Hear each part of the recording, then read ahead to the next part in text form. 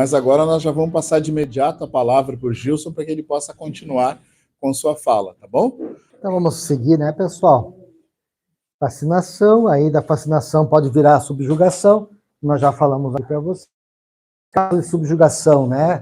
Alcoolismo, que é o processo de vampirização, de degradação. Por que acontece, né? Os espíritos que desencarnam dependentes químicos de alguma substância, seja o cigarro, o álcool, alguma dependência química, ele sente a necessidade da ação, do efeito daquela substância. Só que a pessoa que bebe não tem mais a mão para pegar um copo de álcool, então o que ele faz? Ele envolve a pessoa que bebe, né? Vampiriza, suga a energia vital, suga aquele vapor emanado do álcool, do cigarro, e passa a ter a sensação como tivesse encarnado. Ele diz que a pessoa que bebe é um copo vivo, né? Porque ele é o instrumento de saciedade daquele espírito. Então ali é uma subjugação moral. O espírito domina para alimentar a pessoa a se manter no vício e usufruir a sensação que tinha quando encarnado, né? Causas que favorecem, né? A cólera, a raiva, a agressividade, rancor, ódio, irritação, inveja, maledicência, orgulho, ambição, tudo isso que a gente não tem, né, pessoal? Só o pessoal lá de fora. O pessoal escrito aqui não tem nada disso, né? Cobiça, avareza, ciúme, falta de ética, desregramento sexual, vícios, gula, preguiça, ociosidade, e são as coisas ligadas à nossa moralidade, né? Ali é o campo realmente para que a ação dos espíritos se estabeleça, né? Outro tipo de favorecimento, né? O remorso, que é o sentimento de culpa, né? O comprometimento kármico traz o passado, muitos processos obsessivos está ligado ao nosso passado, né? A desconfiança, a vingança, a mágoa, o ressentimento, né? Essas ideias que vão muitas vezes se repetindo, aquela ideia do balanço, né? Formando uma ideia fixa, a se tornar incontroláveis ou nos dominar a nossa maneira de ser. Outras causas, a ignorância, a superstição, a maledicência, por isso que é importante o estudo do espiritismo, o estudo da parte do evangelho, o autoconhecimento, né, para a gente poder não ficar tão suscetível às influências. Causas, fatores coletivos, né, a atmosfera psíquica do planeta, isso influencia, nós estamos numa fase bem difícil, com guerras, né, com problemas sérios sociais e políticos. Isso gera uma atmosfera muitas vezes pesada, e se a gente não cuidar, a gente se contamina, né? Se abate, fica triste, o mundo não tem solução, começa pensamentos negativos, mas nós sabemos que tudo tem uma razão de ser. Que esse momento de transição da Terra são fatores esperados. O governador oculto do nosso planeta tem um controle de tudo. Mas também o coletivo nos contamina. Muitas vezes tu está caminhando no centro de Porto Alegre, lá na esquina democrática, vê uma pessoa inflamada lá falando, tu vai lá ouvir, daqui a pouco tu já está lá também, né? Porque aquilo te contamina. Então a atmosfera que nós vivemos, ele é propiciatória também a situações desfavoráveis, né? Porque o mundo que a gente vive é um mundo muito complicado. A violência urbana, né? A violência social, as dificuldades sociais que a gente vive, isso tudo acaba também interferindo. E como fala nosso irmão Kardec, hoje não são as estrelas do planeta que se agitam, são as da humanidade, né? Quando a gente fala em transição planetária, a gente pensa que só é a guerra, terremoto, né? Que é catástrofes da natureza, mas a situação pior é a situação moral. Tá? É essa situação que a gente está vivendo hoje em dia. Esse é o grande processo de transição, em que nós temos maior liberdade para fazer as coisas. Hoje, ser correto meio que é considerado uma coisa tola, né? É coisa comum as pessoas agirem de uma maneira inadequada, né? Tem pessoas que hoje só estão sem vergonhas, né? Não tem vergonha das coisas, faz as coisas sem vergonha. E isso, muitas vezes, é visto como uma coisa natural. Ah, todo mundo faz, todo mundo rouba, né? Mas essa liberdade que a gente está vivendo é para reconhecer quem somos nós. Eu posso fazer. A liberdade está aí, mas eu vou assumir esse comprometimento. É difícil quando o mel está derramando não passar o dedo, né, pessoal? Então, o mundo nos oferece, muitas vezes, essa liberdade de mudança de comportamento não ético. Mas a gente tem que se cuidar, porque ali é a escolha do joio e do trigo. Ninguém realmente vai merecer ser o herdeiro da terra no futuro, ninguém não vai poder ficar aqui. Então, nós estamos sendo avaliados no nosso comportamento. E uma das causas principais, né, é o desamor, como o Marcelo falou, né, que acaba nos favorecendo esse estado de perturbação espiritual. A dinâmica do processo obsessivo ocorre por uma sintonia, nosso pensamento sintoniza com o pensamento do espírito, né? E isso está ligado à afinidade moral e processos de hipnose, que eu falei para vocês. O espírito ele vai gerando aquela onda mental hipnótica, né? E vai tentando, aos pouquinhos, dominar a nossa vontade. Então, o que rege o processo obsessivo é a lei de sintonia, em que há uma atração recíproca através de emissão e recepção de ondas mentais, né? E aí nós temos várias fases da obsessão, tá? A primeira fase é a fase de assédio, em que o espírito, como eu falei para vocês, reconhece a vítima, avalia o comportamento dela, e aí começa a ver uma imantação telepática, ele começa a enxergar aonde tem uma brecha no comportamento da pessoa, tipo de pensamento que ela tem, porque ela é mais fácil, é mais suscetível de desequilibrar, quais são os interesses daquela pessoa, quais são as queixas dela. Eu me recordo uma passagem do Chico, que ele, assim, um dia qual ele reclamou na vida, né? E aí quando ele fez, ele só pensou, não falou verbalmente, né? A vida estava pesada, um espírito se apresentou dele, me chamou, Chico. Aí o mano falou para ele, mano, gente, não diga que não. Daí o Chico falou, te chamei, meu irmão. Dentro das tuas forças que tu acredita, tu pode me ajudar a superar, né, os meus defeitos, os meus problemas. Dessa vez tu escapou, Chico. Mas eu tô aqui, viu? Então, bastou um pensamento. Claro que o Chico era vigiado 24 horas por dia, né? Ele era uma luz, né? Então, eu tentava sempre estar ali tentando derrubá-lo. Mas nós também somos vigiados, e basta um pensamento muitas vezes, né? Então eles enxergam, identificam ali nossas tendências e tentam acoplar nas nossas ideias uma outra ideia ou reforçar uma ideia que já é nossa.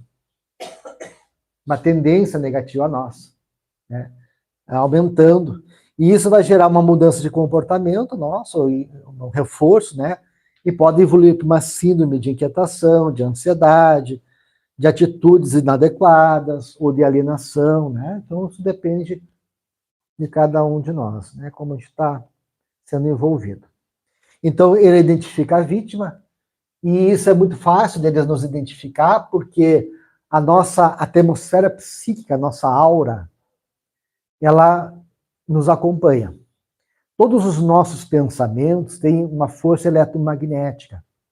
Então, esse pensamento, ele brota no tálamo, e ele se irradia para todas as nossas células e vai criar um campo eletromagnético, uma malha de energias, que nós vamos chamar de aura, ou, conforme a André também fala, de halo psíquico, que é a atmosfera espiritual que eu carrego, que é fruto da minha conduta, dos meus pensamentos, das minhas emoções.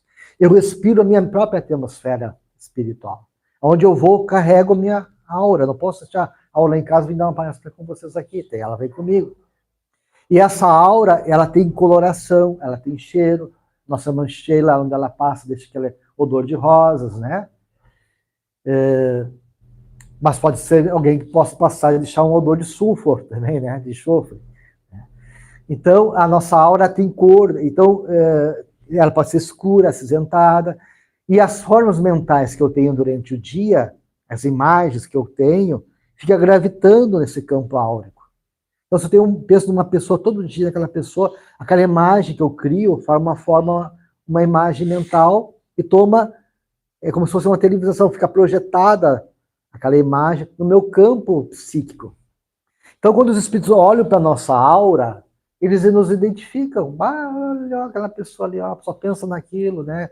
Olha aquela aura ali, atrai eles. Aquela pessoa tem uma tendência, uma sexualidade muito intensa. Isso é para mim, isso aí. Os espíritos já identificam. Então, a aura é a nossa identidade espiritual. Esse halo, que é o reflexo dos nossos pensamentos, nos fala do que nós somos. Então, é muito fácil. Só o espírito botar o olho na gente, já sabe como é que é o nosso comportamento. Né? E aí, né, a semelhança com o obsessor. Ele se apega às pessoas semelhantes, aquelas que eles se identificam, têm afinidade, para poder, né, gerar essa mudança de comportamento ou reforçar as nossas tendências negativas, né? Gerando inquietação, alienação. Então, o obsediado, como fala André Luiz, missionário da luz, ele é um médium, mas um médium de energias perturbadas. Quase sempre um enfermo, representando uma legião de doentes invisíveis ao olhar humano.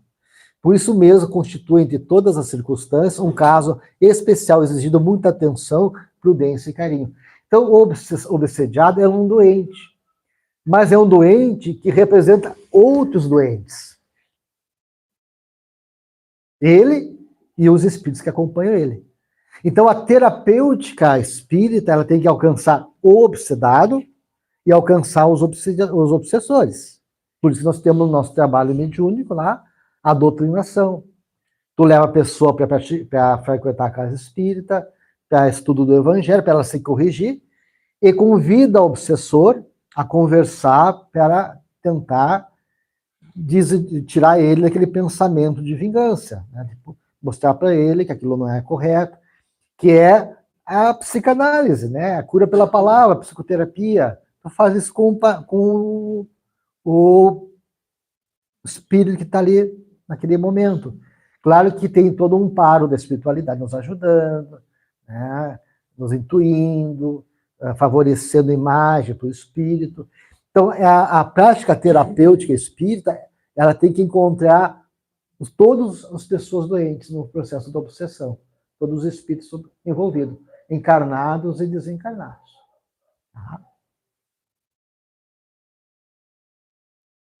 Então, quais são os nossos tratamentos? O passe, sabe que tem aquela influência fluídica negativa, né? A pessoa carrega. Então, o passe ele vai dispersar aquelas energias pesadas que a pessoa carrega, aquela energia que ela recebeu. Então, aquilo é afastado e dado uma energia nova de revigoramento das células, de ânimo para a pessoa, de limpeza do campo áurico, né, dessa termossfera psíquica.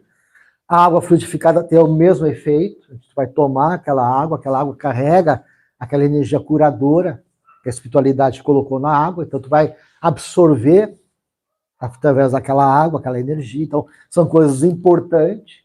A pessoa recebeu o passe, água fluidificada, o apoio familiar, a reunião público-doutrinária, a pessoa tem que se esclarecer. A ignorância é um dos aspectos que ajudam na obsessão. Ela vai entender o que está acontecendo, vai estudar o evangelho. A reunião de apoio vibratório, né, as irradiações nós fizemos ao paciente, e a desobsessão propriamente dita, que é o trabalho de atividade direta de doutrinação dos espíritos. Né? A água fluidificada, sabemos que a água é o veículo dos mais poderosos para os fluidos de qualquer natureza. Né? O vidro, a lã, né, aquele livro Magnetismo Espiritual, editado pela FEB, tem vários estudos feitos antigamente, né, com magnetizadores, tem vários elementos que são mais suscetíveis de segurar o fluido. Mas o mais importante, que nas pesquisas mostraram, é a água. Tanto que, intuitivamente, também na Igreja Católica, a água benta, né? Então, tu vê que a água batismo de João, de Jesus, né, usando a água. A água sempre foi um veículo universal, de veículo das forças espirituais. Por isso que a gente usa a água, porque ela realmente consegue absorver tanto coisas boas como negativas, pessoal. Porque a água também está nos alimentos. E o alimento, ele absorve as energias. Por isso que aquele fato que Chico relatou, né, que ele estava entrando numa casa, viu umas bananas muito bonitas em cima da mesa, e parecia alguns espíritos, que banana bonita, tinha uma aura bonita, aquelas bananas. Os espíritos, vamos comer, e foram lá e sugaram a energia da banana, e ficou com uma aura escura, o Chico viu. Perdeu aquela aura de vivacidade, ficou escura. Aí o Emmanuel falou, viu como nossos irmãos evangélicos têm razão de orar antes das refeições? Que o ambiente, o alimento, ele pega a atmosfera do ambiente. E por isso, quando há uma briga dentro do lar, a pessoa, aquela comida me fez mal, não foi a comida. Foi as energias deletérias que eles trocaram na briga e que o alimento também acabou assimilando. E ela comeu daquele alimento com aquela energia do ambiente desfavorável. Então, o alimento, como tem muita água, tudo tem água, nosso corpo, 70% é água, é fácil também dessas energias contaminar os alimentos, né? E o próprio remédio pode ser frutificado pela espiritualidade, aquele que a gente toma do médico também, né? Então, a fluidoterapia é tanto a ação no obsediado, eliminação dos fluidos deletéricos, vitalização orgânica e dinamização das defesas, a parte imunológica melhora. O André Luiz vai dizer que as energias que a gente recebe do passe vão se concentrar na corrente sanguínea, o sangue carrega o prana, né, a energia vital. O Alexandre, no livro Missionário da Luz, fala da importância do sangue, né, como sendo a fonte das energias vitais. Tanto que quando a gente perde sangue, há uma hemorragia, a gente morre rápido, não só pela falta da glicose, do oxigênio, que também o tônus vital nosso ele perde. E Andaluz descreve também aqueles espíritos lá no matadouro, né, sugando, vampirizando o sangue dos animais. Então o sangue é uma fonte de energia. Então o passe, ele vai concentrar, depois que a gente recebeu o passe, no nosso sangue, magnetismo do passe. E essa ação do magnetismo, da vitalidade do sangue, vai melhorar, conforme a Andaluz se refere, o nosso sistema imunológico. Vai atuar diretamente no nosso sistema imunológico. Então, temos os fatores subjetivos do tratamento, que é a prece, a meditação, a mudança de pensamento, a busca do conhecimento, a reforma íntima e a prática do bem. Porque a prática do bem atrai a força do bem também para nós, né? A prece tem um fator importante. Olha o que Kardec fala em A Gênese.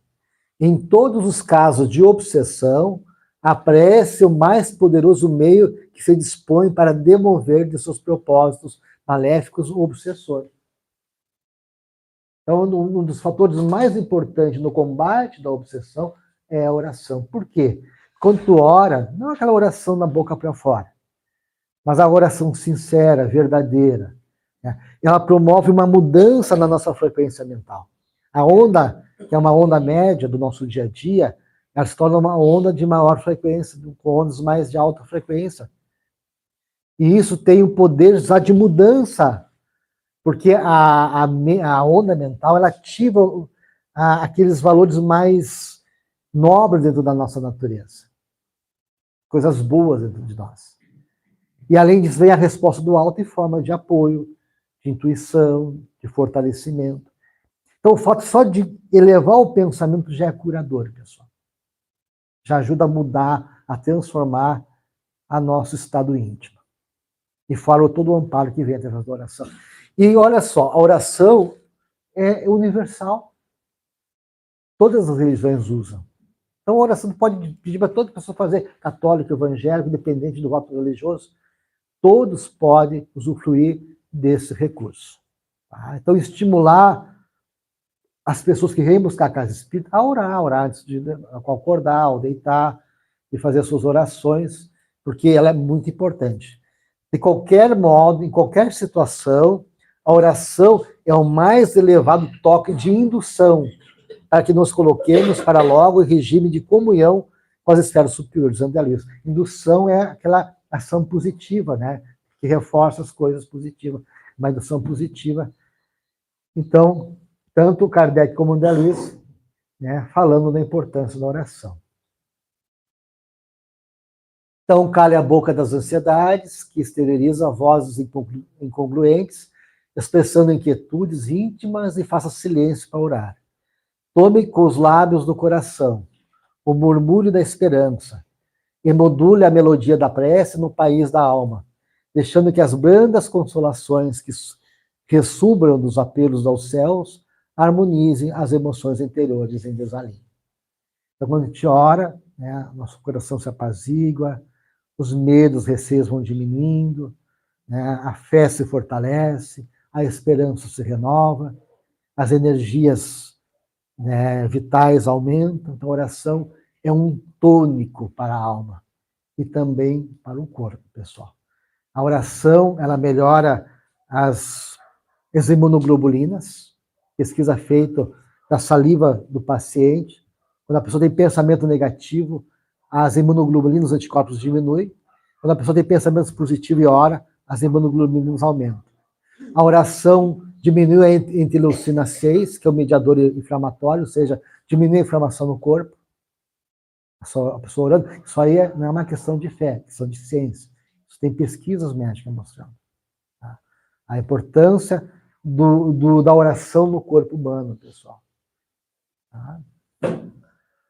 Então, a oração é a couraça de luz que defende por dentro, imunizando por fora. Então, é dentro e fora, né? Veículo das soluções da Terra, converte-se em luz que jorra de cima como divina resposta em fulgurações inspirativas. Orvalho refrescante, acalma, consola e alimenta. Né? E como é fonte inexaurível de consolações, vibra em ondas de frequências específicas, nos centros do perispírito, atendendo à sintonia nervosa por compensação eletromagnética de longo alcance. Então, essas energias elas vão atuar em todo o nosso sistema nervoso, vai atuar sobre as substâncias neuroquímicas, sobre os neuropeptídeos, que são as células das emoções, e isso também vai gerar uma ativação dos nossos centros de forças, que vão começar a girar com mais intensidade, as nossas glândulas se iluminam, a nossa mente se ilumina, e essa luz que a oração provoca, quando nós estamos em pensamento elevado a Deus, vai beneficiar todo o nosso corpo espiritual e todo o nosso corpo físico. É um banho. A oração é um banho de luz. Assim como temos a nossa higiene física, nossa higiene do banho diário, a oração que a gente faz de noite se desliga daquelas coisas do dia a dia. E de manhã, quando nos levantamos, nos prepara para o dia. Então, orar todo dia pela manhã, agradecendo a Deus pelo novo dia, pedindo força, e à noite, pelo dia que se encerra, agradecendo a Deus e pedindo força novamente. Tá? Isso é um hábito que todos nós devemos cultivar, principalmente quem é trabalhador e médium espírita, né?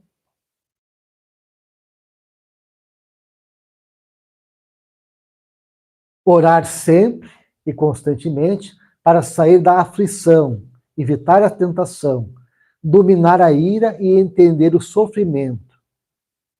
Ignorado o mestre, que segue com o espírito estrada fora, sublimando a imortalidade. Amélia Rodrigues, do Divaldo. Né? Então a gente vai ter mais compreensão da vida, né?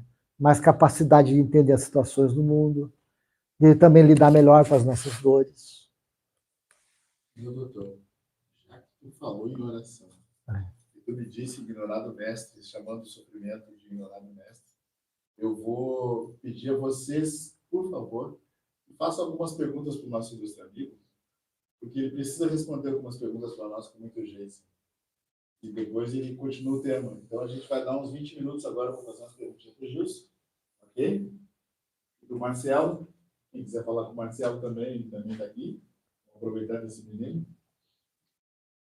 E eu gostaria que vocês formulassem já algumas questões, e quem já tiver alguma pergunta específica desse tema maravilhoso que já foi abordado até agora, Eu tenho umas, mas eu vou deixar para depois, que ele vai ter que... Vai ser demorado. O resto da tarde. Ela tem uma pergunta, né? Eu tenho duas. Fica à vontade, Regina. As pessoas de cabelo azul respondem a pergunta primeiro, tá bom? Pode ser três, não, só duas. Só passar uma pro teu irmão daí. Mas ele tem cabelo. Ele tem cabelo. Mas ele é da terra do Ele cabelo azul. era da Ele tem cabelo. Da mesma família. Faz essas perguntas, Regina.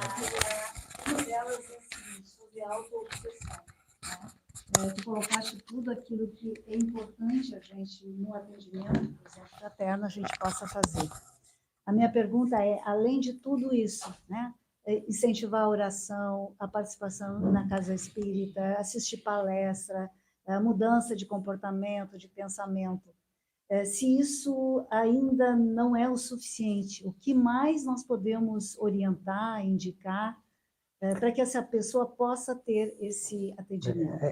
A questão mais importante é o autoconhecimento. E nesse autoconhecimento, identificar as nossas emoções. É difícil, muitas vezes, a gente avaliar as nossas emoções. Muitas vezes, a gente vai enxergar as emoções mais pelo corpo do que pela autoanálise. Ah, se eu estou com taquicardia, estou nervoso, o coração está batendo. Ah, estou com dor na barriga, estou ansioso. Estou com medo, o medo bate aqui no sistema digestivo. Mas, na verdade, a emoção muitas vezes não é vista. Mas o corpo é uma caixa de ressonância que permite nós perceber as nossas emoções. Mas, à medida que a gente vai se olhando e refletindo, fazendo aquela pausa, né? O que eu fiz, como é que foi meu dia, como é que é o meu comportamento, eu vou conseguindo identificar. Porque se eu não identifico as minhas emoções, fica difícil de eu trabalhar elas. Então, uma das maiores dificuldades nossa é esse autoconhecimento. Não o tipo de ideia de pensamento, mas o tipo de emoção que está ali atrás das ideias, que eu falei para vocês, né? Então, esse é um fator fundamental. Se eu consigo lidar bem com as minhas emoções, se eu não consigo, se elas me dominam. E aí eu vou buscar auxílio. Estou vendo que eu não estou conseguindo sozinho dar conta, né, das coisas mal cheirosas, né, que a gente tem, porque é uma tendência da gente de botar o lixo na casa do vizinho embaixo do tapete, né? Do que suportar o cheiro, não, vou ter que limpar, que isso é meu. A gente tem que ter coragem e tem que sermos honestos conosco mesmo. Olha, eu tenho isso, né? Me dói reconhecer isso, mas eu tenho que reconhecer e eu tenho que limpar essa sujeira interna. Mas é difícil as pessoas terem esse comportamento, a tendência da gente sempre projetar e botar no outro. Então, ter essa coragem, essa humildade de que a gente também é falho, que a gente tem as nossas dificuldades e que a gente tem que dar uma direção a elas. E se eu não consigo sozinho, aí eu vou pedir auxílio ao dirigente da casa espírita. Olha, não estou bem, preciso de um trabalho de desobsessão, preciso de um passe, né, preciso de uma orientação espiritual. E quando a coisa afeta emocionalmente, a ponto também que atrapalha a minha vida lá fora, buscar o tratamento médico. Eu estou depressivo, estou numa fase difícil, e só a casa espírita não está dando conta, então eu vou procurar um remédio, uma psicoterapia, porque também a medicina, a psicologia está a serviço da espiritualidade superior, né? A ciência, ela se desenvolve para atender às nossas necessidades. Então, a gente tem aquela humildade de reconhecer que muitas vezes, sozinho, né, a gente não consegue dar conta, a gente precisa de alguém que nos ajude e nos acompanhe na nossa caminhada. Isso acontece com todos nós. Quem não precisa uma vez desabafar com um amigo, conversar com um familiar mais experiente, né? Então, é importante a gente saber também buscar ajuda quando é necessário. Vou relatar um caso para vocês. Tem uma paciente que um psiquiatra mandou para a nossa casa espírita.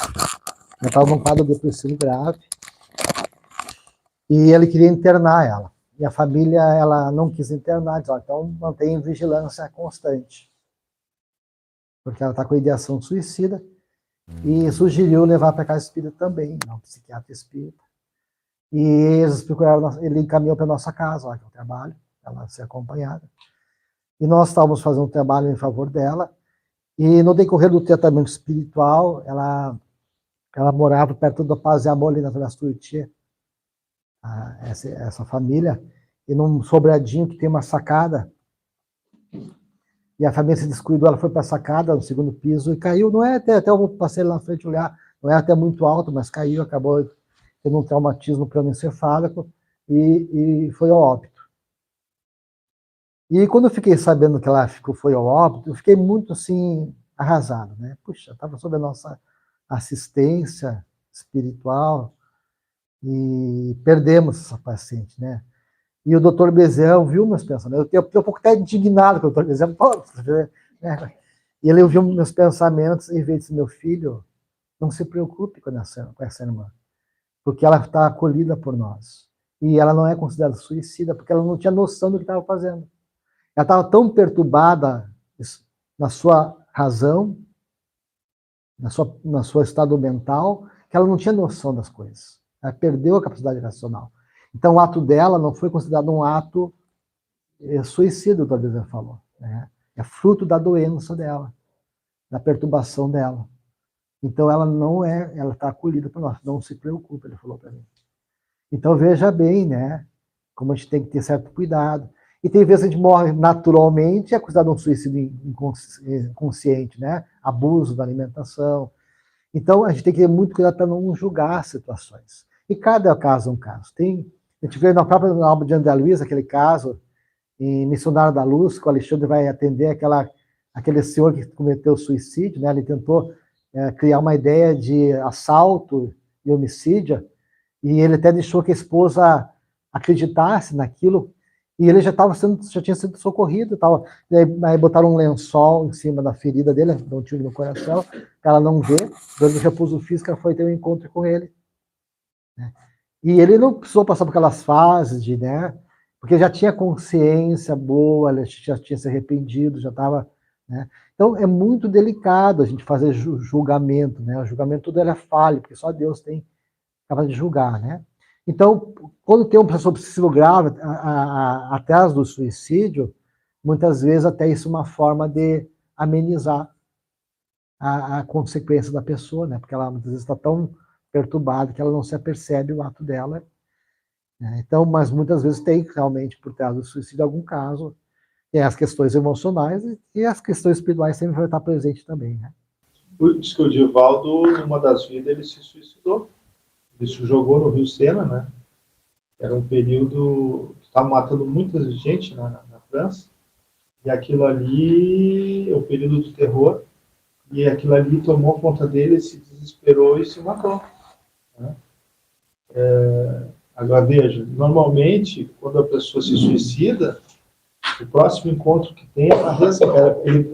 A gente não retrocede, mas a gente para naquele momento. Então, a gente volta para resgatar aquela situação, né? E, no entanto, o Divaldo depois foi um tribuno no espiritismo, né? Então, às vezes o que bem que o Justo falou, aos nossos olhos uma coisa errada, um ato, porque o que importa é o ato de desamor, não é o suicídio, assim. Não é a morte, assim. É o ato de desamor. Nós vamos pagar pelo desamor. Mas a gente pode morrer e não tem um ato de desamor. Às vezes até um ato de bravura, a gente vai dar a vida por alguém, né? A gente se coloca na frente do tiro para salvar o nosso ente querido. Então, não é o ato em si, mas é a intenção. Pesquisas médicas feitas com aquelas pessoas que tentaram suicídio e sobreviveram, e se jogaram assim de uma ponte, de um prédio, no minuto que se jogam já se arrependeram. Todos revoltam isso. Né? Quando vem aquele impulso, né? E depois a pessoa já se arrepende muitas vezes. E então é aquela coisa, a gente tem que acolher, né? O nosso irmão, o psicólogo espírita, bem conhecido, Rossando, né? Rossando, a primeira vez que eu encontrei o Rossando foi numa palestra lá em Diamantina, Minas Gerais, e depois nos voltamos da palestra, ele conhecia a gente dos congressos da ZAME, ele era um adolescente, né?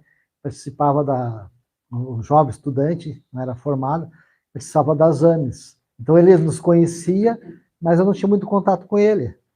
Aí, quando ele ficou mais conhecido, começou a dar palestra, nós nos encontramos em Diamantina para fazer um trabalho lá com outros médicos espíritas, E na volta, no hotel, ele sentou comigo e contou toda a vida dele. Você até ele contou no livro. E tem no livro dele até que ele teve ideação suicida, né? Você deve ter já visto o relato dele em palestra e nas obras dele. E ele disse, Gilson, quando saí de casa, minha mãe disse, tu pode ir, mas volta bem. Porque eu quis sair de casa, né, e fazer a minha vida. E quando eu voltei para minha casa, ninguém me condenou, ninguém me julgou. Me abraçaram e me acolheram. Isso foi muito importante para mim poder ficar bem. Então, isso que é importante, esse amor, esse acolhimento, né? Não julgar, não condenar. Eu me lembro de um jovem espírita também em Santa Catarina, estava num evento lá em Florianópolis, e ele deu uma palestra. E ele trouxe o caso dele, que ele ficou deprimido. Ele disse, olha, nenhuma pessoa da casa me ligou para saber como é que eu estava. Ele criticando os espíritos. Era o momento que eu mais precisava. Daí eu fui numa palestra do Divaldo e cheguei lá, eu era o último da fila. O Divaldo atendeu todo mundo e pacientemente me atendeu e aí encaminhou ele para falar com o Gelson, aqui em Porto Alegre, né? Ele falou isso na palestra. Mas, então, muitas vezes, pessoal, nós temos que entender que todos nós podemos passar por momentos difíceis. Rostano passou. O Décio teve uma crise de pânico numa viagem para a Europa, eu tinha muita passe dele. Tem vários oradores espíritas que tiveram problemas de ansiedade e depressão. São médicos espíritas. Então, a gente podemos passar por fases assim, né?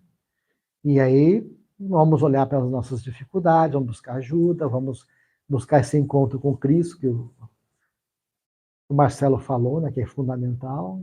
E as coisas vão aos pouquinhos, né, se ajustando em nossas vidas. Importante não perder a nossa fé e perseverarmos no nosso caminho, né, que nós estamos buscando dentro do autoconhecimento da doutrina espírita. Você sabe que o Divaldo, nessa vida, teve aquele episódio da outra vida, né, lá na França. E nessa vida também, você se lembra do filme, né, ele tentou suicídio. Por quê?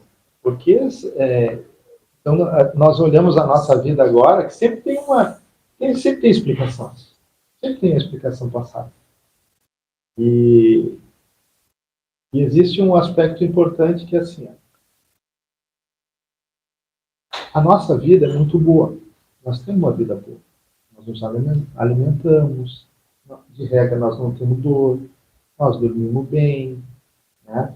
Os espíritas, por estatística, são pessoas que têm um nível material razoável, né? De estatística é essa abordagem. Mas, se de repente nos tirarem tudo da noite, vamos supor, a gente fica sem condições financeiras, toda a nossa família desencarna, morre. A gente recebe percebe, quer dizer, a vida não nos dá moleza.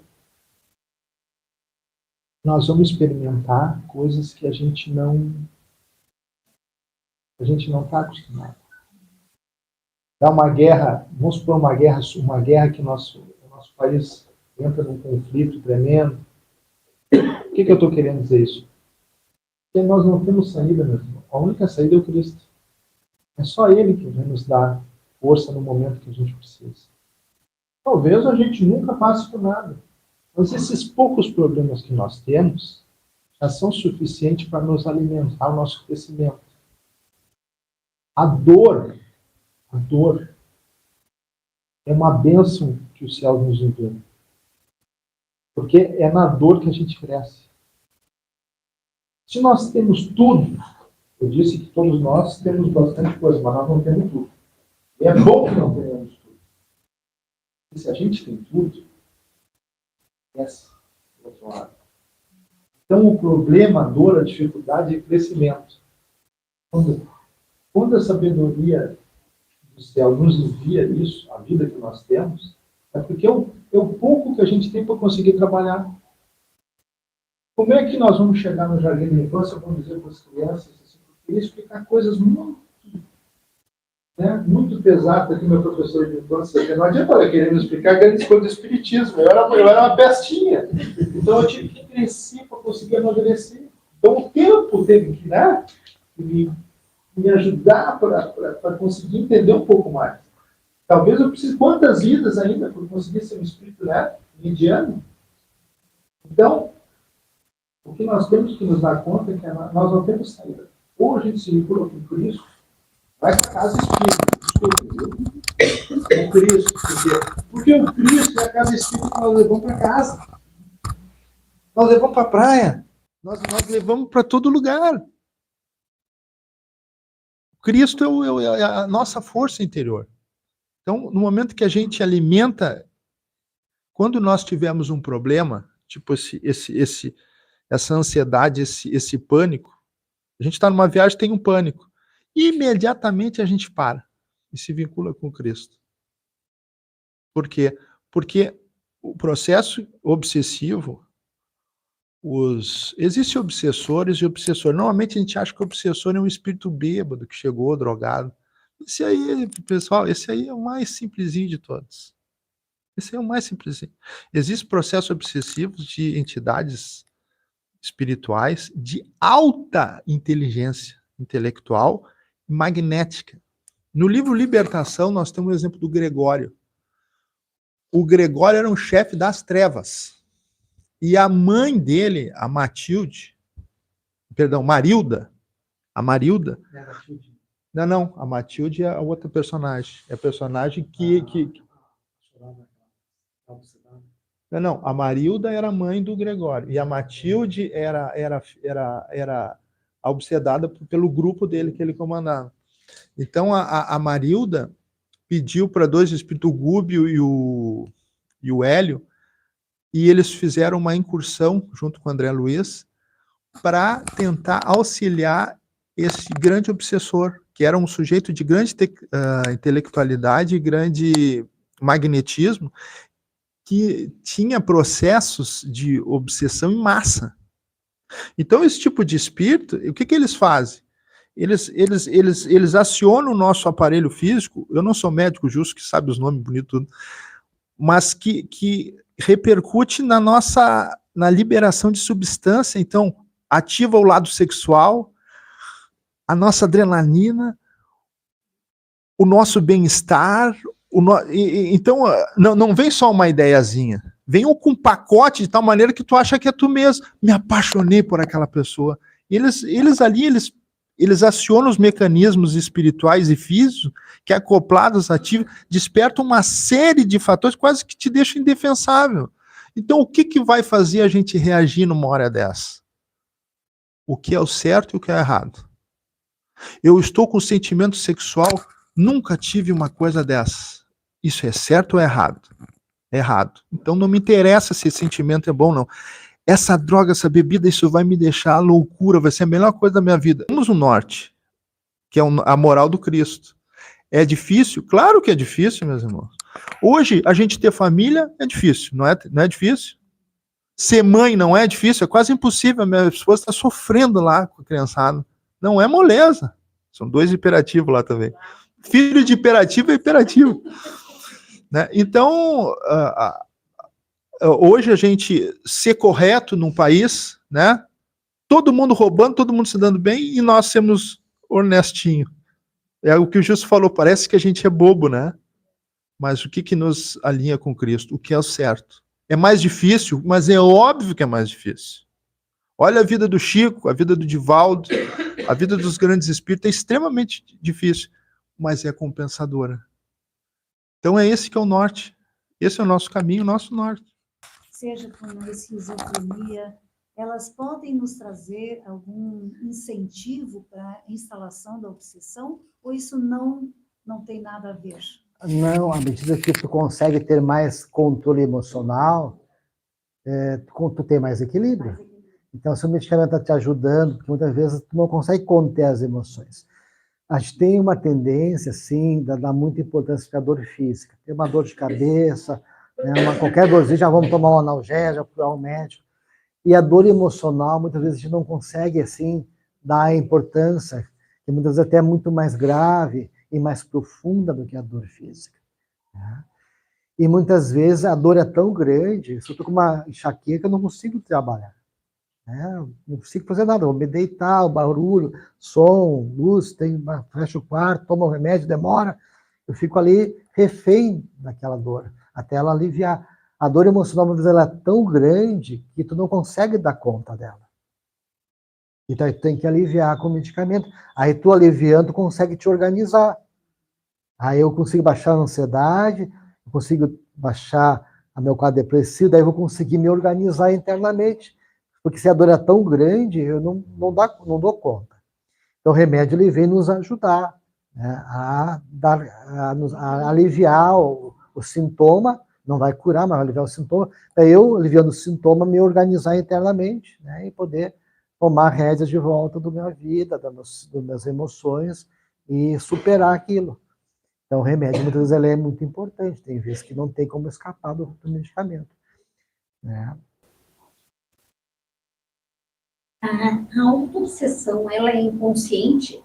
Digamos assim, ela abre a porta para outros obsessores? Digamos, no momento em que eu me auto-obsedio com alguma coisa. Eu me fragilizo. Sim. Eu posso, a partir daí, sofrer. Como é que eu vou saber quando é só eu?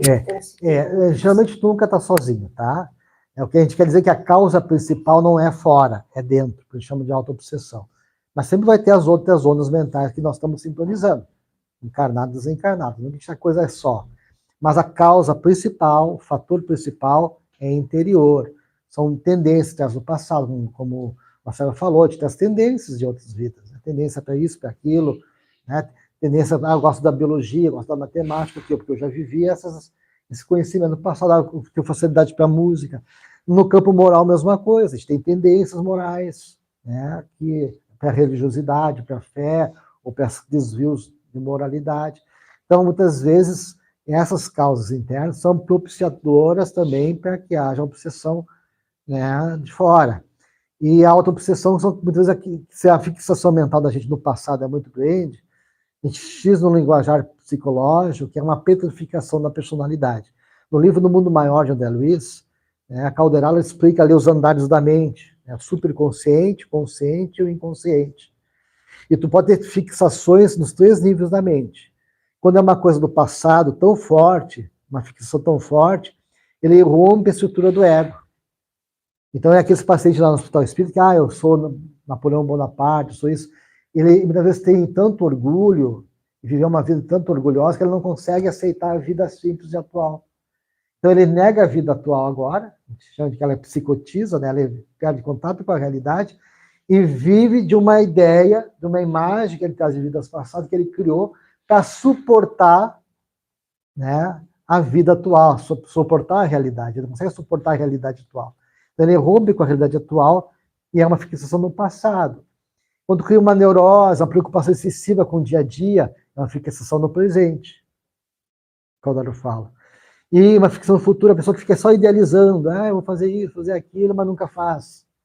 Fica fixado no futuro, mas não usa a vontade para trazer para o presente.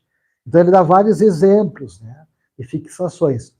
E essa fixação do passado, se ela é muito forte, ela pode acabar não conseguindo assumir a própria vida atual. Eu falei para vocês, é um caso de psicose, né, de esquizofrenia muitas vezes, em que a pessoa vive a fantasia dela, ela perde contato com a realidade. Então essas fixações muito intensas, que geram monoideísmo, é um tipo de auto-obsessão, né? São pensamentos muito fortes de ti, e que tu não consegue controlar, dar conta, e passa a dominar a tua maneira de agir. Tipo o ciúme, a inveja, que a gente tem, às vezes, de uma pessoa próxima, a gente acaba... Muitas vezes na família são os nossos maiores desafios, né? Nossos inimigos muitas vezes estão na família. Né? Um filho nosso, um cônjuge, né? Pode ser alguém que está devedor e a pessoa está nos cobrando ali, né? Inconscientemente, né? A pessoa nos cobra. A gente não sabe o que aquela pessoa nos cobra, mas ela, lá no inconsciente dela, ela olha para a gente e sente uma animosidade. Não é uma coisa consciente. E as cobranças vêm em forma de atrito, de conduta, de postura, a gente tem que saber dar conta, lidar, né? Perdoar, ter a paciência, a tolerância, porque a nossa pequena família é o exercício para a gente amar a grande família. Como é que eu vou amar a todos se eu não consigo amar as pessoas que estão do meu lado? Né? Eu quero amar toda a humanidade, quero ser um grande espírito. Então começa com as pessoas que estão do teu lado. Porque se tu não conseguir amar, como é que tu vai amar o ladrão, o bandido que mata, né? Então, o exercício para a grande família é na pequena família. Pergunta.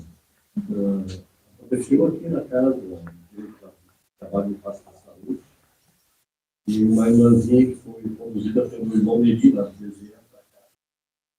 Ela tinha uma obsessora. Ela entrou na sala ali e começou a se contorcer todo. Estava até o irmão Ricardo junto.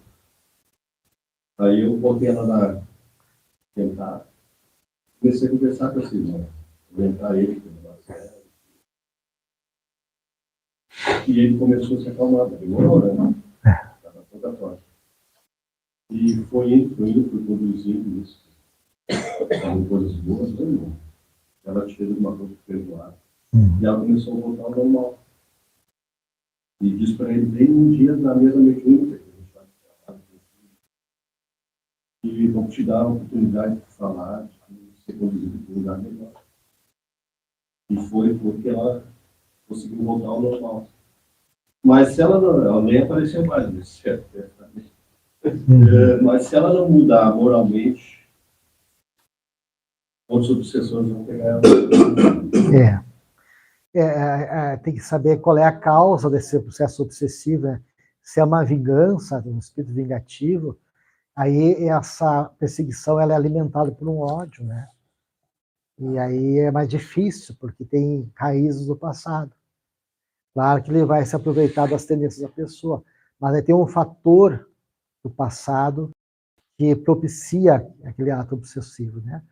Mas sempre o processo de cura, como o Marcelo falou, é a nossa rendição a Jesus, né? Ao seu evangelho, a mudança de comportamento. Jesus é o nosso médico divino, né? O médico de todos nós. Mas são poucos que aceitam botar em prática a receita dele, né? É um médico maravilhoso, a receita maravilhosa, mas a gente guarda na gaveta a receita e não usa, né? Esse que é o problema, né, pessoal? Dentro desse teu tema, tá falando, nós temos a causa e temos a consequência. Muitas vezes a gente sabe que a causa está muito profunda e a consequência já é uma coisa mais na superfície. O que nós tratamos primeiro? A superfície? É que as coisas se tocam, né? As coisas se tocam, né? Eu lidando com as... porque muitas vezes as causas profundas a gente não tem conhecimento, mas a gente sabe por quê? Pelas tendências nossas. Se eu sempre tenho uma tendência, é que essa tendência é do passado. Então, olhando o presente, se a gente ter uma boa reflexão, uma busca do autoconhecimento, a gente consegue identificar, né, essas coisas mais fortes que estão vinculadas ao nosso passado. Sim, mas se eu vou atender uma pessoa, o que eu trabalho? Não, é que muitas vezes a gente não vai ter acesso a essas informações, né? Então tem que trabalhar com o comportamento dela atual, né? Como é que ela age, como é que ela vive, o que ela busca, o que dá sentido à vida daquela pessoa, o que me mobiliza, o que dá sentido para mim viver, tá? É as questões materiais, as questões espirituais, aí tem que fazer um trabalho bem profundo, né, de conhecer a pessoa e de ajudar ela a pensar sobre a vida dela. E nós, espíritas, aqui, o nosso papel é dar o evangelho, né? E caminhar o evangelho, o autoconhecimento, o estudo espírita, é isso, né? O trabalho é ser primeiro, então, na consequência, vai isso. Na causa. Samara, não? No atendimento fraterno com um menino de 9 anos, e na janela alguém chamava ele. Então, eu gostaria de saber, assim, nesse viés, né, como os pais podem perceber esses mesmo assim, porque assim, ele pode falar e alguns pais não acreditam, né? O que a psicologia chama de amigos imaginários, né? Muitas vezes a criança tem amiguinhos, brinca. Eu tive um paciente que ele pedia para mim botar um prato na mesa na hora do almoço para o amiguinho comer junto. E eu falei para mim, põe o prato, porque para a criança aquilo é verdadeiro e é, né? Então a psicologia chama de amigos imaginários, mas não é amigos imaginários, é amiguinhos de verdade. São espíritos que nos acompanham, a criança, se identificam com aquela família, ou estão ali ligados, né, ao ambiente familiar, e se vê isso com naturalidade. Não, mas eu digo assim, ele chamava ele como se estivesse na janela, convidando ele para sair para brincar. Né? Então, a criança, ela também tem esse assédio de obsessores. Mas nem sempre é um obsessor. Né? Esse amigo imaginário é amigo mesmo. Porque até aos 8 anos, ela não se desliga totalmente da espiritualidade. Eles não largam o espírito assim, correndo.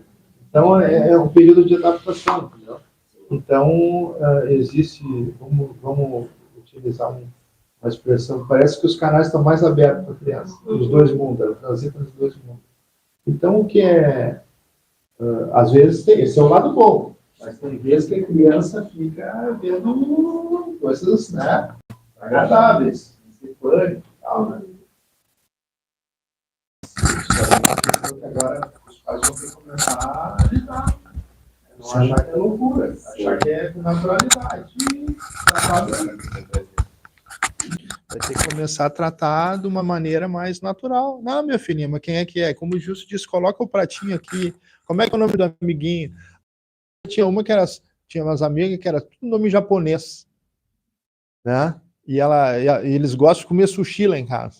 Então, olha, certamente eles têm laços espirituais com o lado de lá, né? Com o Oriente, né? Não tem muito a ver isso aí. Isso é muito bonito, esse caminho é muito bonito. Nós não temos saída. A espiritualidade é uma realidade, não é uma imposição de doutrina. A gente vê bastante crianças falando que falam com aquele vozinho ali e nem conheceram muita voz, né? Então, a ligação é bastante... Isso tende, com o passar dos anos, naturalmente desaparecendo. Vamos ver com naturalidade se não está afetando emocionalmente de criança, se a questão tem terror noturno, não é uma presença desagradável. Geralmente os pais gostam mesmo. Ver com naturalidade. Tá? Depois da Mara, mais alguém? Eu queria fazer uma observação, Gilson, rapidinho. Eu percebo que a maior parte das pessoas tem dificuldade de procurar terapia.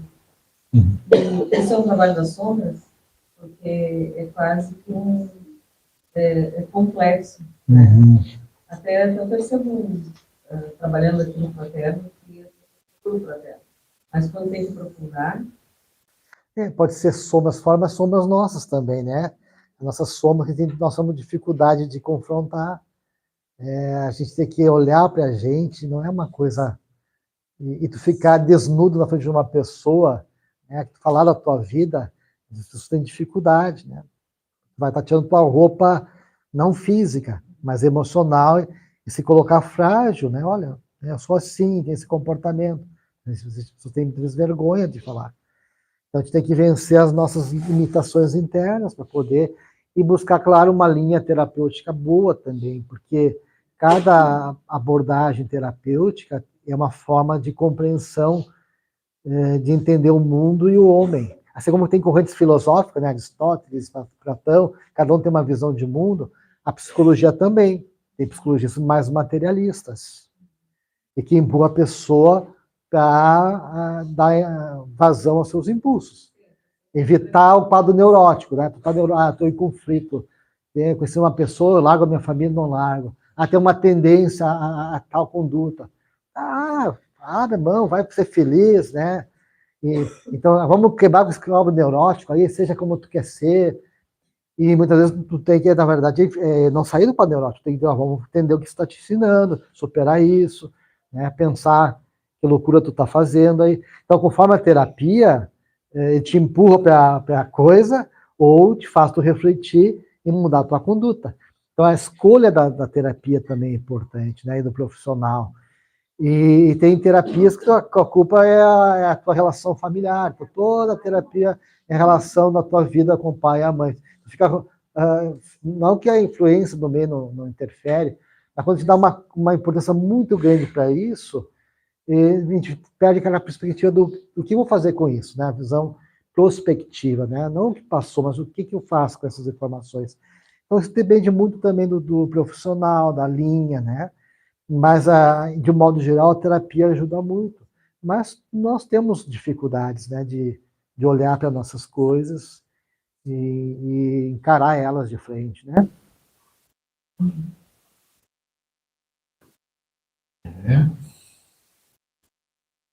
Assunto, né? Assunto. Eu preferia que fosse até as 14h30, mas a Cleide me convenceu que o pessoal não ia querer ficar. Ela não conhece o povo dela. Eu vou ter que ficar até as 14h30. Mas o que acontece? O tema é vasto, o assunto é maravilhoso. A abordagem do Gilson sobre algumas questões ali, eu ouvi 11 termos que eu ainda não tinha escutado e eu estudo muito esse assunto específico. Estudo muito esse tema específico, a obsessão e desobsessão. No entanto, se para mim está assim, que eu tenho os 11 termos, eu acredito que para todos vocês, pelo menos os 11 já têm dúvida. Entende? Mas, no entanto, como a gente já sabe do simpático para simpático, já estou satisfeito. Né? Vamos dizer assim, que o que a gente sabe hoje, que a gente tem conhecimento desse tema específico. A primeira das coisas que a gente tem que estudar muito ele, que é muito sério. A gravidade que demanda sobre essa condição de influências espirituais é tão importante que foi o Espírito de Verdade que respondeu a questão 459. Então, de tão importante que é a questão da influência espiritual, que foi ele que respondeu. Então, o que a gente vai dizer? Estamos num bom caminho, né? Mas vamos deixar o menino continuar a apresentação dele, e agora eu vou te deixar tu falar só 1 hora, Jus. E não vamos mais te interromper. Tem mais alguma consideração, alguma coisa que queira falar, não? Não. Não sei se os senhores têm mais alguma. Ficou resolvido todas as perguntas ou tem mais alguma pergunta? A Regina respondeu. A Regina respondeu? Não, a Regina tem as perguntas. Ela fez a segunda? Deixa eu fazer um questionamento.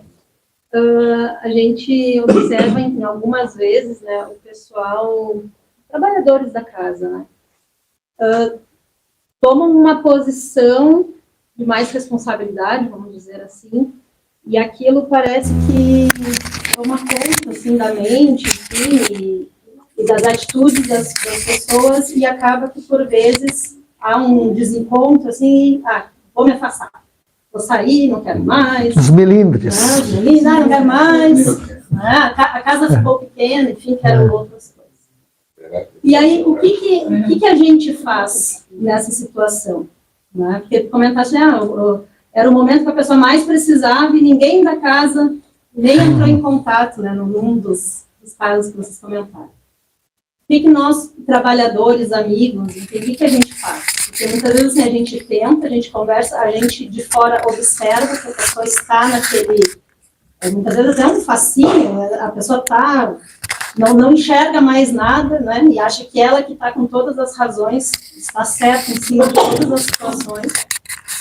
E aí a pessoa resolve se afastar, por mais que tu tente, por muitas vezes, conversar e manter, e dizer assim, olha, vem, continua, é o teu lugar aqui, existe uma razão de tu estar aqui fazendo esse trabalho, né? Mas a pessoa resolve se afastar. E aí, como que a gente deve lidar com isso? Porque a gente observa que precisava estar junto, mas a pessoa é como se a pessoa se fechasse, né? Não quero mais esse contato. Né?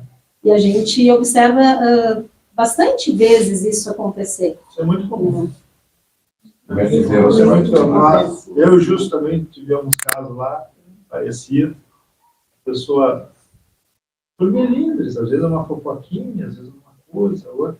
Mas no início da tua pergunta, tu colocaste uma coisa muito importante que eu anotei aqui no celular para falar, depois eu vou falar, que é a seguinte. Esse assunto não diz só respeito à casa espírita, mas é muito importante para a casa espírita. Porque é assim, Mas, quando eu iniciei aquela abordagem inicial, eu comecei a falar sobre a questão da influenciação. Então, o que acontece? Por exemplo, o Anderson, ele tem o raio, tá, da liberdade dele aqui. Eu tenho o meu raio da liberdade. Eu sou o maior, porque eu tenho mais... Grande raio. Mas vamos imaginar que ele começa, daqui a pouco ele começa a interferir na minha esfera. Isso é a coisa mais comum que tem. Nós, aqui, enquanto espíritos da Terra, a gente não sabe o nosso limite. Então, a gente sempre quer sobrepor ao outro. A gente sempre quer ser melhor ao outro. A gente quer ter o nosso personalismo. A gente, aqui na doutrina espírita, vamos voltar para a nossa doutrina espírita, eu quero saber mais. Eu quero ser o médio do passe melhor. Eu quero fazer a melhor palestra. Ou eu li mais, ou eu sei mais, ou eu apareci não sei aonde, porque eu. Isso aí é tão forte, gente, é tão forte, que até os palestrantes, hoje os grandes palestrantes e tal, né, todos envaidecidos, etc e tal. Isso aí é aquela história que nós temos que trabalhar nossa humildade, nossa simplicidade. Então, quando nós estamos numa casa espírita, a gente está num ambiente que é um ambiente coletivo. Então, a gente tem que saber respeitar o próximo. Aí vem o trabalhador aqui, ele põe a flor dele aqui. Aí o mesmo cara pega, põe o paninho dele, é o paninho da cor dele como ele quer. Aí o mesmo trabalhador, sabe, ele começa a tomar conta do espaço. Isso aí é uma influenciação. E quando o sujeito quer impor a ideia dele, e se a ideia dele não dá, ele sai da casa, aí o que você tem que fazer? Você deixa ele sair da casa. É a liberdade dele. Uma vez nós estávamos numa casa espírita, não vou dizer um nome grande, e a gente num deliberativo. Aquilo lá parecia time de futebol. Era uma briga atrás da outra. E aí eu parei para pensar, mas como é que pode, né? Como é que pode ser uma casa espírita? Todo mundo, em palestras, davam aula na escola de média, uma briga, assim, eleições era uma guerra. Aí, na obra de André Luiz, a gente foi buscar a explicação.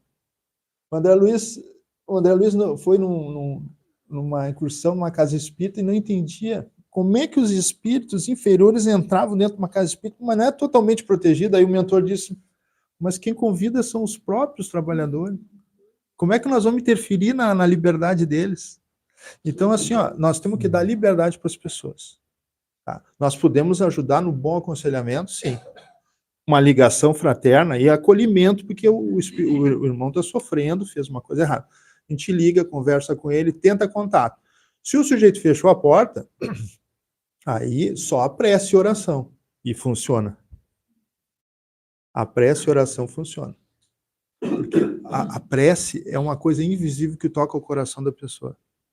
Então, daqui a pouco, tu vai ver que ela, se ela não voltar aqui, ela vai voltar em outro lugar. Entendeu? Acho que é isso. Acho que o Marcelo respondeu bem, né? Só uma coisinha. O Jung vai dizer que a antítese do amor não é o ódio, é o poder. Sem poder não tem amor. Quando nós deixamos nos levar pelo poder, pela potência, né? O poder é controle e amor é entrega. O poder gera desconfiança, eu quero dominar as coisas, né? Se eu sou um cara desconfiado, assim, e se eu confio no Marcelo, aqui tá a chave do lado de casa, entra lá, né, abre a geladeira, faz o que tu quiser, né? Eu confio. Agora, se eu não confio, o que ele está fazendo lá, né? Eu vou dar a chave para ele, mas fico lá querendo controlar ele. Então, o amor é confiança. E poder é controle. Então, onde tem poder... Então, quando a pessoa assume um poder na casa espírita e não sabe lidar com isso, é bem complicado. Né? E há os desencontros, como qualquer grupo, é normal, né? Mas como o Marcelo falou, se a pessoa a gente acolheu, quis ajudar, a pessoa não aceitou, tem que deixar ela seguir o caminho dela. Isso acontece com esse poder, mas também muitas vezes o trabalhador, né? Daí a gente na posição assim por trás da coxinha, a gente fica assim, mas será que a gente deveria tentar mais, Não. chamar mais, ligar mais, não, porque a gente insiste até um pouco,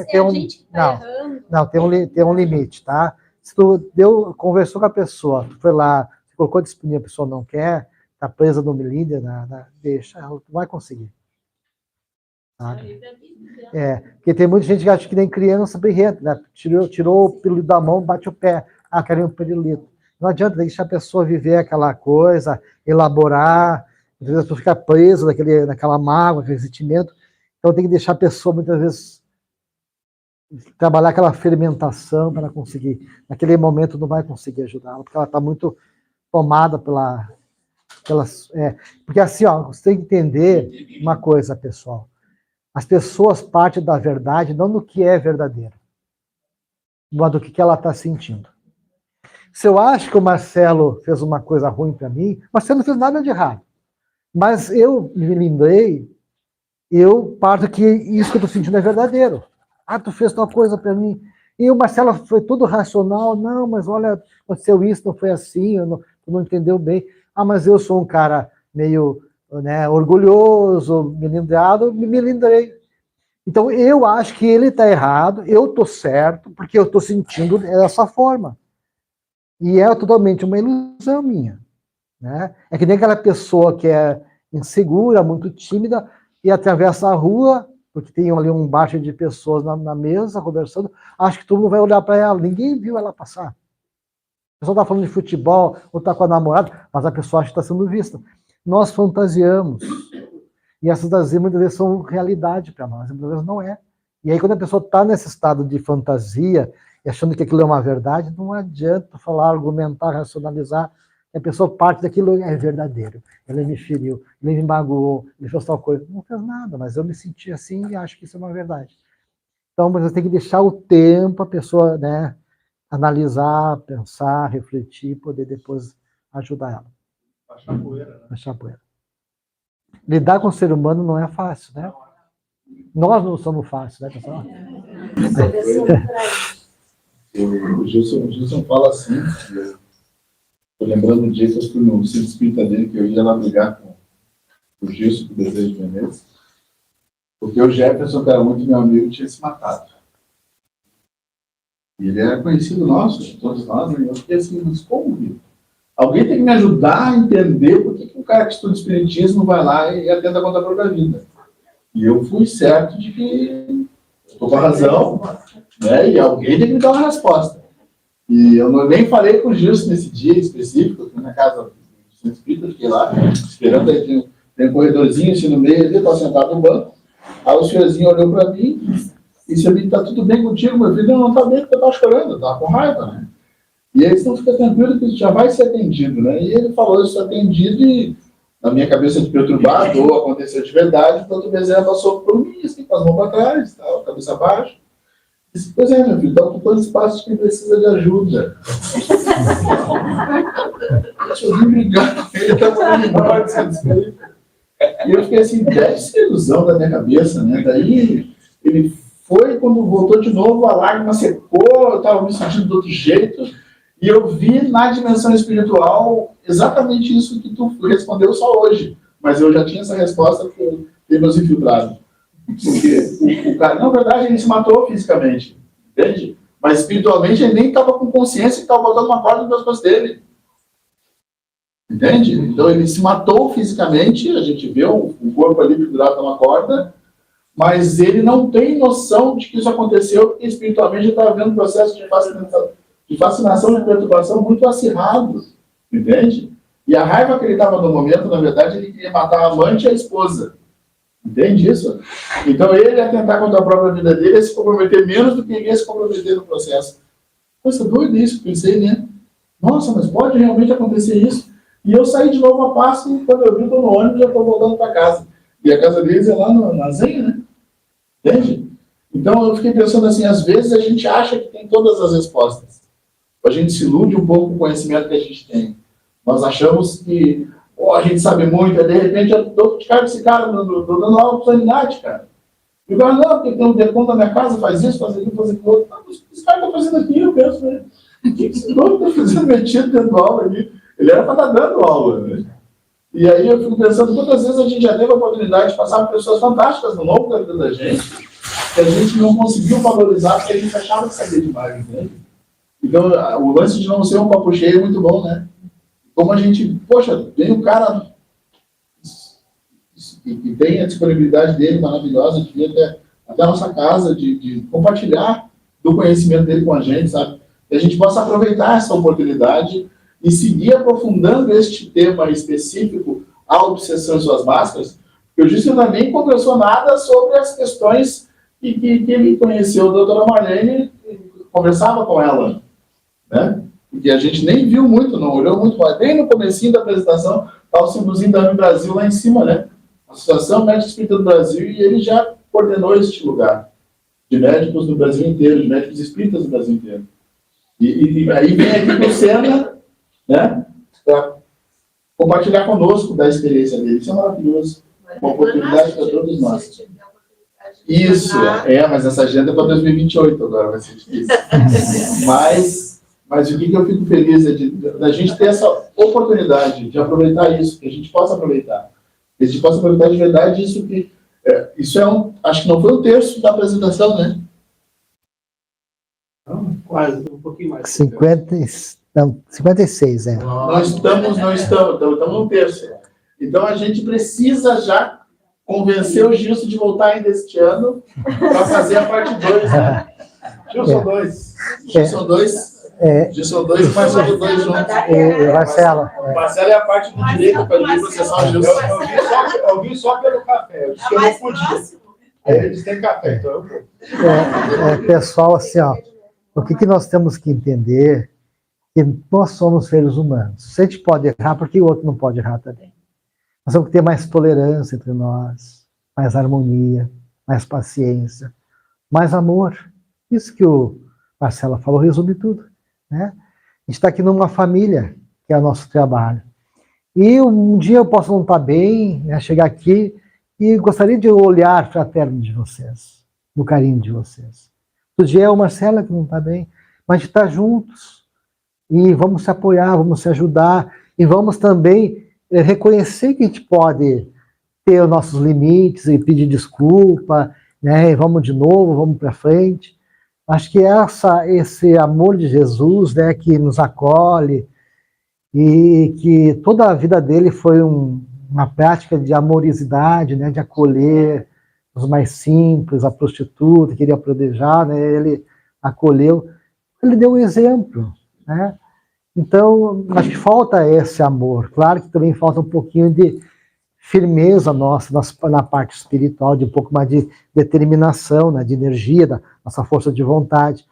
Mas o amor cobre a multidão de pecados, como dizia o apóstolo Pedro, né? Então, se a gente conseguir amar e ter mais tolerância, a gente vai vencendo juntos, né? Vamos se unindo e reconhecendo, pô, desculpa aí, né? Aquela vez não estava bem, te dei um encontrão de frente contigo, me perdoa, vamos lá. É de ter a humildade, a singeleza, a simplicidade. A gente está no mesmo barco, pessoal. Se o barco cair, afundar, nós afundamos juntos, né? A humanidade está no mesmo barco. O mundo está no mesmo barco. Então não adianta a gente aumentar o furo do barco com mais discussões, o mundo não precisa disso. O mundo já está cheio de rancor, de mágoas, de disputa de verdade, porque a minha verdade tem que, né, eu tenho que aceitar a minha verdade, mas a minha verdade não é a verdade do outro. É difícil me colocar no lugar do outro e entender que ele pode pensar diferente de mim, pode ter outro entendimento político do que eu, ou torcer para um time que eu não torço, pronto, né? Que bom que existem as diversidades, né? Porque nem sempre a universidade do conhecimento é uma coisa boa, né? Porque tu não pode entrar numa mesma furada. Ele deu o exemplo do Hitler, né? E gerou um pensamento parece uma ideia boa, de uma raça melhor, mais qualificada, vendeu uma ideia que as pessoas compraram, e foi, como não tinha ninguém para questionar aquilo, a coisa virou o que virou, né, pessoal? Então, as divergências também fazem parte da reflexão, de poder ouvir o outro, de se colocar no lugar do outro, de saber que há pensamentos diferentes, né? Isso faz parte das nossas vidas, tá? Então, vamos agradecer a todos vocês, agradecer aos nossos palestrantes, principalmente, né? Pela dedicação, pela entrega. É maravilhoso isso tudo. Então, vamos para os nossos momentos aqui de agradecer. Agradecer ao Papai do Céu, aos bons espíritos que nos guiem, que nos orientem, para que a gente possa fazer a nossa oração e encerrar a nossa atividade desse dia maravilhoso. Dizendo, amigo Jesus, aqui nos encontramos repletos de amor, de entendimento, com horizontes abertos, com mentes despertas, prontos para nos entregar a este ministério, Senhor, das atividades que demandam as distonias mentais. Nesse tempo em que toda a humanidade passa por grandes transformações, possamos nós, os teus obreiros, Senhor, em nome da caridade e em nome do amor, nos colocarmos então à disposição desses emissários da luz, desses emissários do amor, para seguirmos ampliando nossos conhecimentos, para que o serviço seja feito sempre no teu nome, Senhor Jesus. Para que os atendimentos sempre sejam feitos voltados para o teu coração, para o teu grande exemplo de amor. Se conosco, Senhor Jesus. Abençoe nossos palestrantes e também seus familiares, e abençoe a todos nós, os teus obreiros, Senhor, bem como a nossos familiares, e como todos os espíritos que conduzem e orientam todas as atividades dessa casa. Possamos então, nesse instante, amigo Jesus, encerrarmos o nosso trabalho e te dizemos, Senhor, muito obrigado. Muita luz e muita paz a todos nós, e que assim seja. Então, parabéns, senhores. Mas, no entanto, na nossa casa, nós não podemos encerrar uma atividade sem o nosso Pai Nosso. Temos um hábito diferente aqui nessa casa. A gente bate palma para todo mundo mesmo.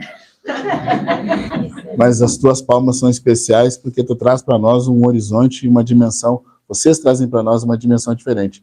O Marcelo eu falo que já traz porque ele já vem sendo cativo da nossa casa, então ele já veio aqui fazer algumas palestras e está vindo aqui. Mas tu é a primeira vez que vem nos visitar. Então possamos fazer o nosso Pai Nosso. Antes de mais nada, me acompanhe. Pai nosso, que estais nos céus, santificado seja o vosso nome. Venha a nós o vosso reino, seja feita a vossa vontade, assim na terra como nos céus. O pão nosso de cada dia nos dai hoje, perdoai as nossas ofensas, assim como nós perdoamos a quem nos tem ofendido, e não nos deixeis cair em tentação, mas livrai-nos de todo mal. Que assim seja e que assim será. Senhoras e senhores, então muito obrigado.